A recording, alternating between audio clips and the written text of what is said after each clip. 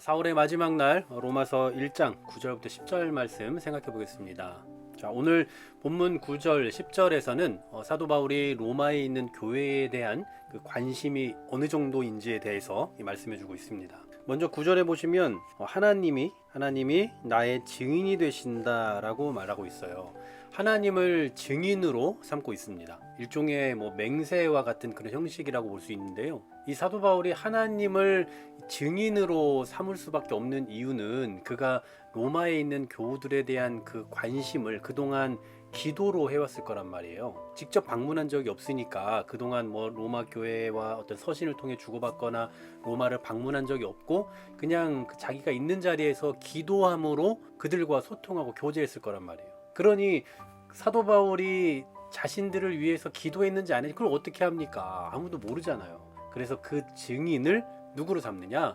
이 기도함을 알고 계시는 하나님, 바로 하나님만이 너희를 향한 나의 사랑에 대한 그 증인이 되신다. 이런 의미로 하나님을 증인으로 삼고 있는 겁니다. 참 어떻게 보면 대단해요. 네, 하나님 앞에서 그렇게 당당하게 자기가 어떤 사람이었는지, 자기가 얼마나 저들을 사랑했는지를 말할 수 있다는 건 사실 쉬운 건 아니거든요.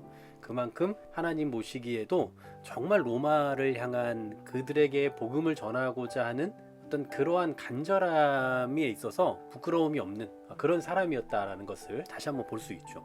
그리고 사도 바울은 여기서 멈추지 않고 한 걸음 더 나아갑니다. 자기의 소원이 뭔가를 10절에서 말하는데요. 어떻게 하든지 이제 하나님의 뜻 안에서 너희에게로 나아갈 좋은 길 얻기를 구한다라고 말하죠. 자, 우리가 이미 그 서론에서도 한번 생각해 본 적이 있지만 바울의 구체적인 소망은 뭡니까?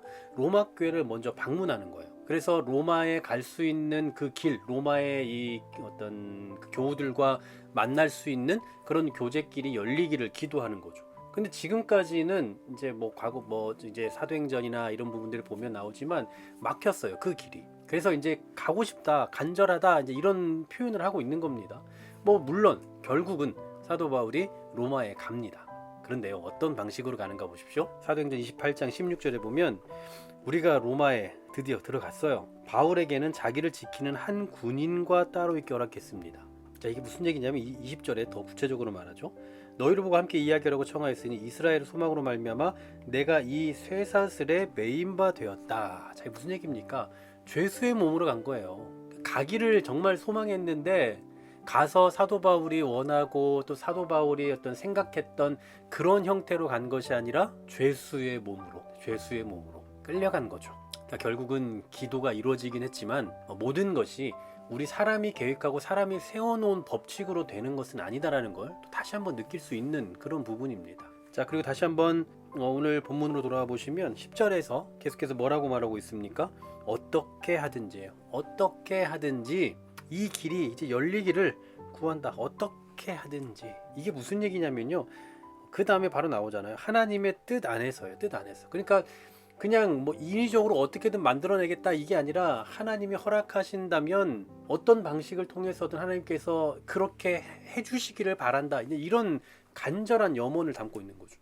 전에도 이 서론에서도 말씀드린 적이 있지만 사도 바울이 로마에 가고자 하는 목적은 로마가 1차적인 목적지이기도 했지만 사실은 로마를 거쳐서 서바나로 가고자 하는 그런 목적이 있었잖아요. 이렇게 가고자 하는 그 이유가 무슨 해외여행을 한다거나 아니면 좋은 거 보러 가는 게 아니잖아요. 오직 복음을 위해서 가는 거란 말이에요. 여러분, 얼마나 좋은 동기입니까? 로마에 가서 복음을 전하고 그 교우들과 교제하고 그것을 또 힘을 얻어서 또 서바나까지 나아간다, 스페인까지 간다.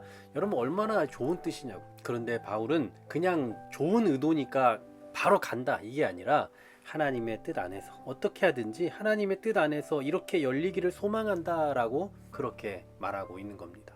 여기서 우리는 한 두 가지 정도를 생각해 볼 수 있을 것 같아요. 첫 번째로는 아무리 좋은 동기라 할지라도 인위적으로 만드는 것은 하나님의 백성다운 길이 아니다라는 거죠. 언제나 우리는 하나님의 뜻이 중심에 있어야 됩니다. 하나님을 의지하는 자세로 정말 하나님께서 이 일을 허락하실 것인지 어떤 방식으로 허락하실지 모르지만 하나님께서 원하시는 것인지에 대한 그런 고민이 늘 있어야 되겠죠. 두 번째로는 바울이 로마에 가게 된 것은 결국 하나님의 뜻이 있어서 하나님께서 길을 열어주셔서 간 거예요. 아까 우리 사도행전에서 봤던 것처럼 결국은 갔잖아요. 그런데 그 방법은 뭡니까? 고난의 방법이었어요. 바울이 기대했던 건 아니겠죠. 사람들이 기대하는 그런 방법은 아니었을 겁니다. 이처럼 하나님의 방법은 때로 사람이 원하는 방식, 사람의 어떤 생각하는 방식으로만 이루어지지 않을 때가 있다라는 거예요. 여러분, 기도의 응답이 반드시 잘 되는 것만으로 되는 건 아니라는 거예요. 우리가 생각하는 잘 되는 건 내가 원하는 대로잖아요. 그런데 그렇게 내가 원하는 방식이 아니라 하나님께서 원하시는 그 독특한 특별한 방식으로 행하실 때가 많이 있다라는 사실입니다. 이런 정도까지 순종할 수 있는 마음이 있어야 되는 거겠죠. 선한 동기가 있을지라도 하나님의 뜻이 거기에 있어야 되는 것이고, 그리고 그 뜻이 어떤 형태로 나타나고 구현된다 할지라도 거기에 대해서 순종할 수 있는 정도, 바로 그런 마음을 갖는 게 기도하는 자의 이 마땅한 태도, 마땅한 모습이 아닐까라는 생각을 해봅니다. 여러분, 무엇을 위해 기도하고 계십니까? 요즘 기도 제목이 뭡니까? 그 기도의 제목이 어떤 형태로 이루어질지는 모르지만 하나님의 뜻대로 이루어지는 것, 그것이 가장 좋은 것이라고 믿고 생각하며 하나님 뜻대로 행해 주세요, 하나님 원하시는 그 방식대로 이루어 주옵소서라고 기도할 수 있는 그런 우리의 기도가 되고, 그러한 응답을 경험하며 살아가는 우리 모두가 되시기를 간절히 소망합니다. 하나님 감사합니다. 오늘도 우리가 하나님 앞에 기도하며 주님을 우리의 증인으로 삼을 수 있을 정도의 그러한 삶을 살아갈 수 있기를 소망합니다. 오늘도 우리가 하나님 앞에 기도하는 많은 기도의 제목들이 있습니다.